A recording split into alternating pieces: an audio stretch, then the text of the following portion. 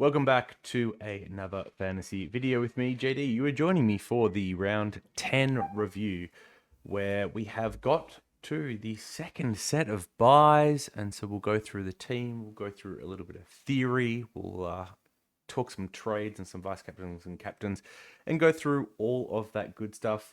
But to recap, I did have a 2202 and I've lost a kick somewhere and gone back to 2199s. I don't know if that was Dawson or Reed or someone from that last game. But I moved up a small amount of places. I want to say, oh, we can check. But I was like 3080 or something last week, so I've moved up maybe 170 spots, something like that. Or 3050, yeah, so just over 100 spots. Really, very small movements, very small movements. So let's go through the team. We'll chat that, then we'll chat some trades. So firstly, it's going to probably be referenced a couple of times where maybe things would have been done differently had I known. But I missed the Flanders late out news. Had stuff on. Had my phone on. Sorry, had my watch on, which usually like brings notifications through if I get pinged in Discord or on Twitter or something like that. And just no one messaged me, and the games didn't push notifications to me, or at least my phone didn't get them. So yeah, it's probably the first time all year I've genuinely been unavailable for the hour in the lead up to a game and could be properly caught off by surprise. And it happened this week with Flanders. So that is just an absolute killer because originally Dempsey was being looped in my midfield and he came on. So catching that 43 was pretty painful. I would have used Barnett for the Richards loop. So I was always going to get that score. But yeah, copying this 43 over a Flanders is a big loss. I'm sure there are others in worse situations than mine. I'm sure there are some that are better. They might have had like a Richards or a Fraser or something like that and wouldn't have been able to take his score otherwise. So they would have been pretty happy with that outcome. And I'm sure there are some that maybe had everything locked, including their utility, and just caught a zero. But yeah, pretty frustrating stuff. All right, so then going through defense, Sheasel. So I did not watch a lot of this game. Once again, it was on that slot where I missed. But from what I understand, he actually played a fair bit of midfield time and proper on-ball midfield. Let's have a look here. Sheasel, 50% CBAs, which is, I guess, close to a couple of weeks ago. So yeah, what I heard was less half forward and more on the ball now with like Power going half forward more. Power CBAs are all right with this. And then you've got, oh, you can't really see it on my screen just with how the screen record's going, but like LDU, Cherry, Wardlaw, Powell. Now, fun fact on Wardlaw, which I heard or saw for the first time today, he's 0 and 17 across his career, which is crazy because he's one of the better pieces in that midfield. You would have thought that any wins that they'd been involved in over his first two seasons, he would have been there, but no, not the case. So yeah, it's like sad though. Like it deserves better than that, to be honest. All right, so yeah, so Sheasel, a bit of a tricky one because I think trading him when we start to see that half forward role against like the Saints and the Suns, like I could have. Oh wait, hold on, was this not refreshed? It's not refreshed. Ah, embarrassing. Okay, it doesn't have the round 11, so maybe this is actually higher and these CBAs are lower for Sheasel and Pal. Okay, annoying. Well, we'll come back and hit a refresh and see if DFS is updated by the end. But yeah, so if his CBAs have gone up, yeah, I think it's tricky because, yeah, like after these two games here, I think trading him made a lot of sense. And then you had, the mid-game injury, so he went back to halfback and cooked against S in the second half. And then if he's playing on ball proper now rather than half forward, his role might be okay, especially with like West Coast, Collingwood after the bye. So bit of a tricky one because I could have seen him being a trade out, but I think he's probably a hold now. Blake Howes did some heavy lifting for me this week. With the Flanders out, I had no way of taking Dacos's score without having to loop on like this 42 from Harvey or something like that. So, and it would have dropped a good player instead. So yeah, I really needed him not today. And then when there was the talk of Gorn not playing, I was like, look, it's fine for him to miss. I don't have Gorn, and it would have been good for my fantasy if he had missed, just given the score that he put up. But I need Howes not to be that late in because, yeah, I would have lost Dacos's VC. I mean, I would have gone to Dawson the answer. It was only 10 points. And if, Gorn put up 60 on English, oh, look, it would have been a net win for me. And I don't know, maybe I lose out and close his score. And if Howes is a sub, it's bad, but I don't think they would have brought him in for sub. Anyway, needed Howes not to play to be able to take Dacos VC and close his rookie score, and he didn't play. So that's good. Dacos, as I mentioned, like he's just come good. Like he's now got 4 games in a row here where he's won 10 plus. So this stretch where he looked bad, he's come good, and I think most pleasingly he started tackling again. You look at these tackle numbers early on, 2-2-1, and it was when he was looking really apprehensive. I surely something was like lingering or something. He had some type of thing, but then he's gone 5-4-4-7-7-5-7. So actually tackling, which is really good to see. And every week vice captain captain option. I think we said it a couple of weeks now, but it continues to be true. I think a fair few people had Ryan, and then obviously English was the one better. But outside of that, Dacos did pretty good this week, and I didn't have either of those other options. So captaining my highest scorer is pretty good. And actually, I will just show this quickly. Um, no, what's the best way for me to do it? Let's bring this across. So it's kind of good just to have a look pre-buys, just so it's there. This is me tracking all of my captains and rookie roulette for Supercoach and AFL Fantasy up until this point. Just to kind of see how we're going. And so with the Dacos 133, I'm now back over 121 average for my captains, which I think is good. I think like fantasy, anything 120 plus is good. Like realistically, this could be a fair bit higher, but because I didn't have Gorn, who put in a lot of those really good scores early, like I think this is all right.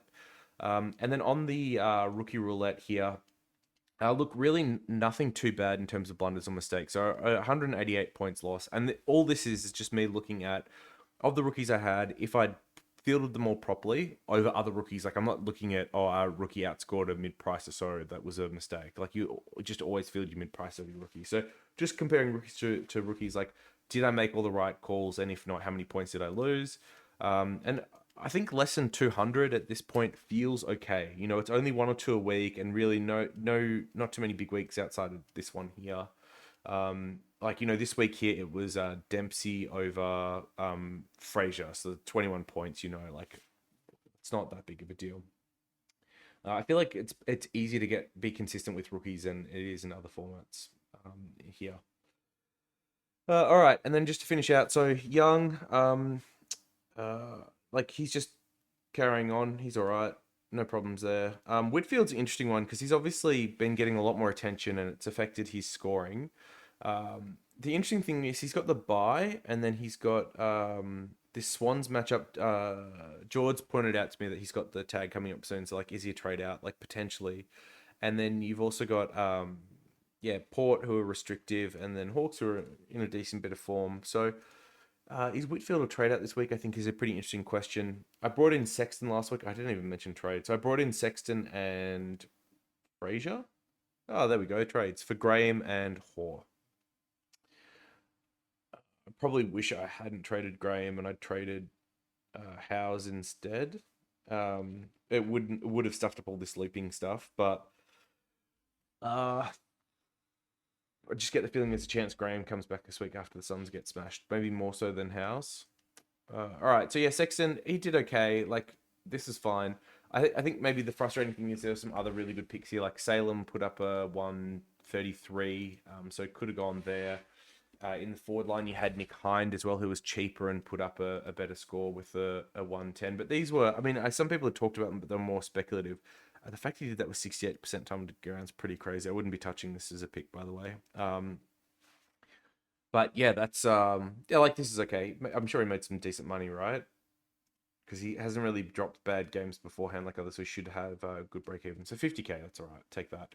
And then Closey E. McKercher, I think the news is that he sounds more likely than not to be back just after his bye. And if that's the case, then I'm happy to keep holding. In the midfield, so Dawson was crazy good, especially in the first quarter, and closed out the game okay. I think the frustrating part was he gave away, I want to say like 3 free kicks to Harley Reid in the space of not long, which I guess like not too bad for me given I have Harley Reid, but pretty frustrating because this could have been bigger. But it has been a really good pickup since I bought him. I think it was just after the Essendon game, so I brought him for this stretch here, so it hasn't gone below 100. And that 100's the only game below like 117. So yeah, nice and consistent. Hawks and Tigers in next 2 looks pretty good to me as well. Butters had a bit of a disappointing one. Copped some attention in the first half before it moved away. Second half to Horn Francis. Yeah, this is quite low time of ground as well, so I don't know if he caught some bad bench rotations. I think he had a knock at one point, which they did want to have a look at, but yeah, it's just unfortunate down game. It's his second worst for the year. I probably don't expect great things against Carlton this next week either before the bye, and then the run home isn't particularly friendly for Port. I think they had most of their good run after, but that's fine. I'm happy with bye. Steele kind of surprised me because I think he's pretty cooked at the moment. Like this, I think we're going to get more sub tons than 122s. But seemed to be able to junk it up a bit and wasn't really like the Melbourne defenders weren't really keeping him accountable, which was fine because they'd like blown out the game. But he was playing on Oliver a lot of stoppages, and I don't think Oliver was doing a lot of the defensive work necessarily, especially with the transition around ground. But look, I think round 15 bye, I'm probably going to keep holding until then. I'm still considering trading him, but we'll see how the next 3 weeks go as to whether I hang on to him or not. Bont. Oh, this must be where I lost the kick because he was on 101. No, do you know what it was? A free kick. A free kick was added to him. That's what it was.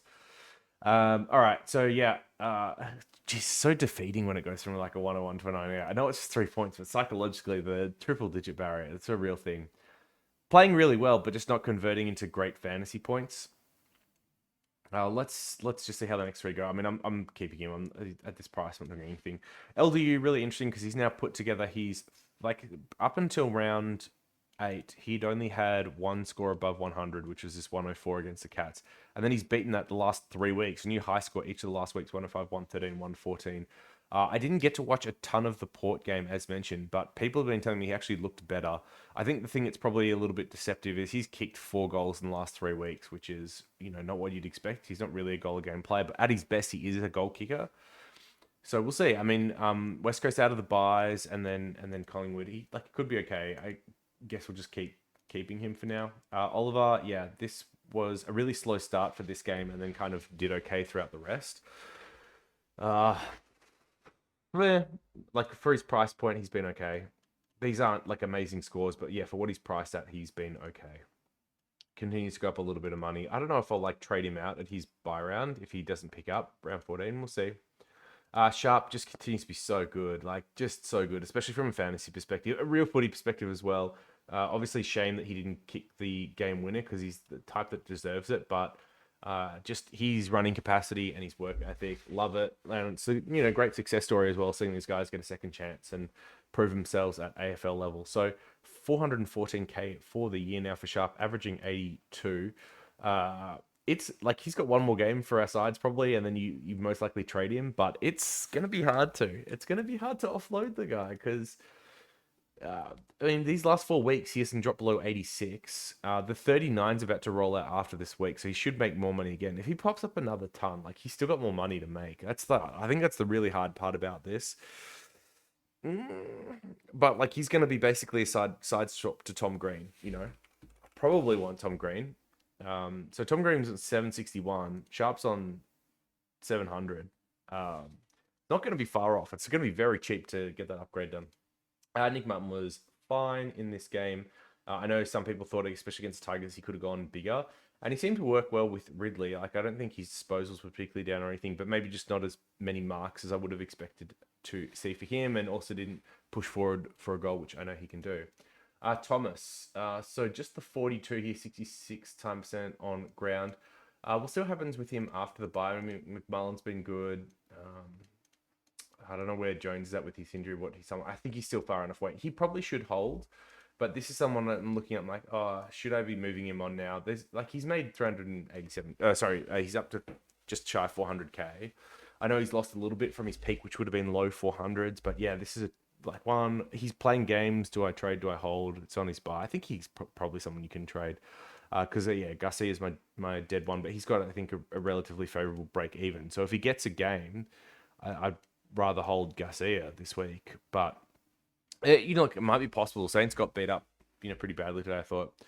No gone in the rucks is painful, especially when English is not being particularly good. I think this Darcy Cameron matchup's okay, but then the Lions matchup's hard, the Freo matchup's hard, so we'll just see what happens there. And then Cherry's been a decent hold, 120 this week. But kind of expected a big score against one of either Sweet or Vicentini on the bye this week. A tricky one because I could trade him to like a Marshall or a Gorn type. Marshall has the same buy as English, and Gorn still has his bye to come, so I almost feel like it's better just to hold Cherry and get Gorn after his bye. But I mean, Gorn will have bottomed out after this 152 being in his price cycle. I think that's the tricky part. This Freo matchup should be a harder one, but I haven't checked the defense first position, and then Collingwood should be all right. So I don't know. We'll see. Like maybe I trade to trade into Gorn after his bye. I'm not sure. Especially if English doesn't come good. Like maybe I just do English to Gorn and keep holding Cherry. Don't know. And then Sweet was just so. This 66 is like not worthy of this epic hold that we've done. So I think the threat here is that Soldo's apparently 1 to 2 weeks away, and he may be back this week. So if he's back this week, I mean, I would have thought they'd just rest him until after the bye. But if he's back this week, then I think Sweet is someone you can just trade this week. Well, it is tricky because, like, returning player from injury, there's a chance they get re-injured straight away, and then he's back in almost after the buy, and we'll have more money to make. But yeah, all right. Flanders was just illness from what I heard and or read. So, like, obviously, don't trade him or anything like that. Hopefully, he's back this week. Heaney, yep, is Heaney. Powell, as mentioned, I think like playing more half forward again with that Sheasel role. So just been pumping out these 70s. And I think on his buy now, this is someone that you can trade to get an upgrade done. Wilson continues to be an amazing rookie like Sharp. It's going to be hard to see him go. But given that he's popped together, 92, 100, 87, 72, and 80 in the last 5, you just ride him through the buys and then trade at his buy.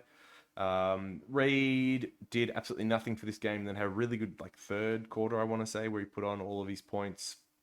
A little bit of a worry, but with Saints and North as the next 2, I think this is a hold and just field him those weeks. I think we could see a couple of decent scores in there. Dempsey probably has to go for me. This 43 is really disappointing. I thought we were going to get better than that, but his role seems scuff as well. So, like, a little bit of money lost, but yeah, time to go. Richards has been good. Looks really good. I'm sure there'll be some questions of, like, is it too late to bring in Richards this week? At 376, probably. Depends on what other options are around, but this is probably too late. And then Fraser was all right. I think the worry here is, of course, that he got moved to like a half forward-ish type role in the second half, especially when, well, like, I don't know if it coincided or was after when Richards got the concussion.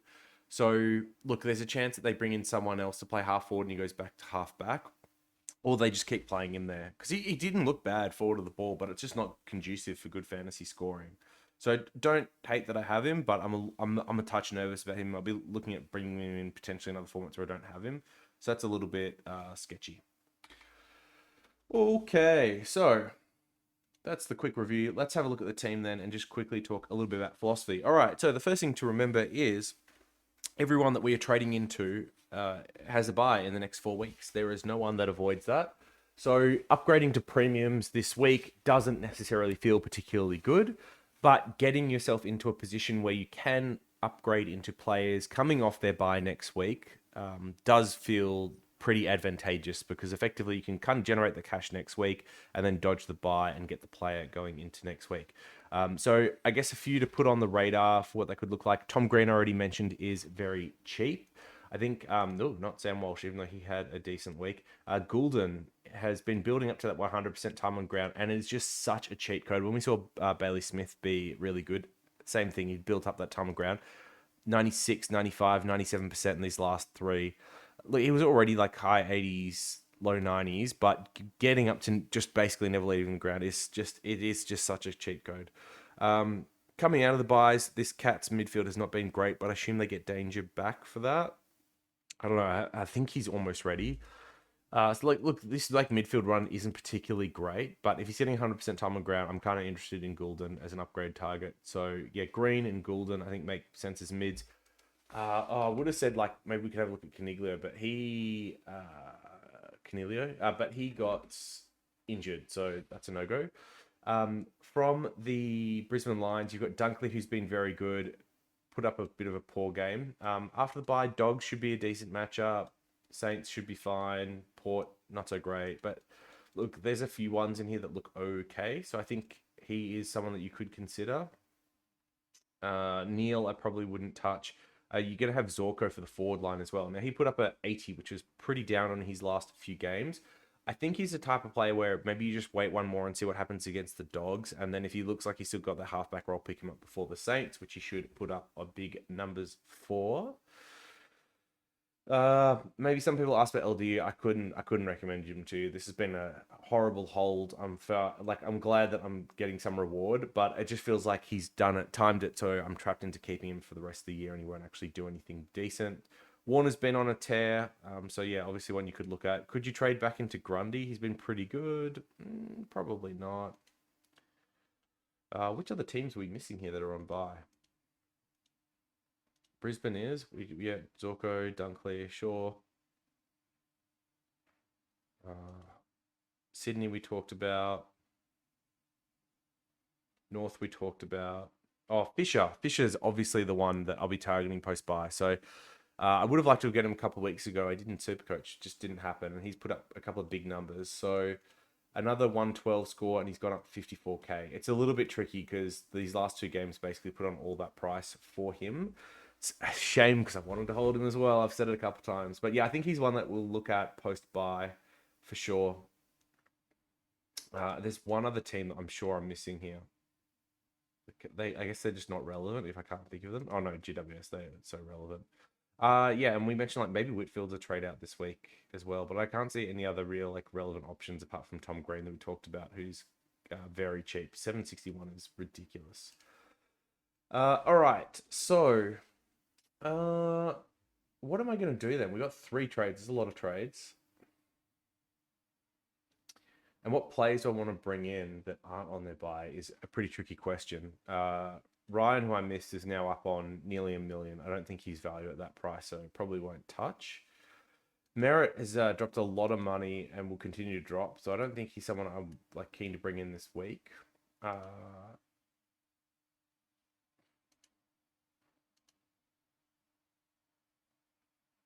So if you are going to bring in a premium this week, look, the things you consider are obviously how do your buy rounds look, and if your buy rounds look okay or bad for certain rounds, either trade in or avoid those. So for example, if you don't have many on next week, you could look at like a Houston or something if you wanted to like even up your defense, or even a Sarong. I probably won't. I'll try and target those guys coming off their buy rather than going into them.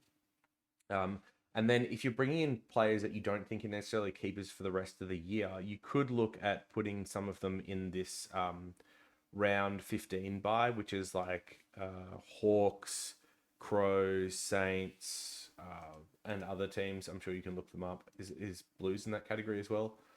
No, they're 14. So look, it should say down here, shouldn't it?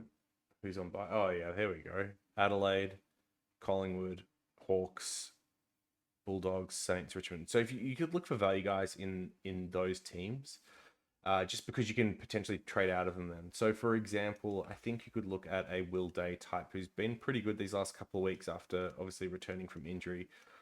It's got like Tigers in the lead up to it, and then West Coast and Cats after. So I think like Will Day is someone you could have on your radar as a potential trade in this week if it works with your trades. Otherwise, I think probably the biggest thing is get the red dots off and get the rookies in. So what are the other types of rookies that we could look at? I think Kane McAuliffe is one that will be pretty popular. He's still sub 300k. I think played pretty well against Essendon, and against a depleted Cats in midfield should do all right as long as his position holds. Now, having I think there's a chance Hopper's back this week, and that probably won't be great for McAuliffe. And I think Toronto's also meant to be back just before the bye, so maybe for that Hawks game. So I think Kane is a decent player and he showed a bit, but I'm worried about job security for sure.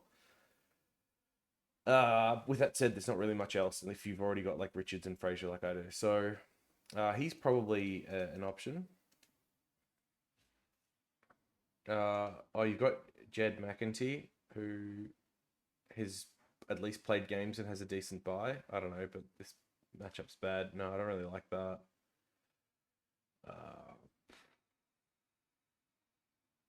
Otherwise, if you're really okay for this buy, you could try and pick someone from like GWS or North or something like that that you think will come back next week. But that's really risky. I probably wouldn't do that. All right, so let's wrap this up because I feel like I've been waffling for a bit now, kind of talking about some of these topics. So I think outs for me this week are going to be some combination of Pal, maybe like a Dempsey, Pal, Dempsey, and their matchup's not good, right? Oh no, they got Tigers. I gotta hold Dempsey. There's no way I can trade Dempsey against Tigers, right? Oh, that's painful. It's all right. So Pal, maybe like a Thomas and Garcia, or a Howes, Pal, and one of Thomas Garcia, and it's probably going to be. Oh, it could be Whitfield out this week as well, actually. But are there other defenders that I like, or midfielders even? Like it could be like a Will Day type.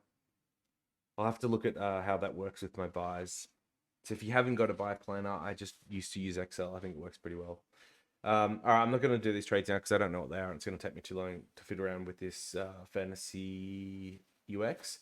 But let's imagine it is Powell, Garcia, and Whitfield for Will Day, Kane McAuliffe, and whoever I can afford with the remaining money.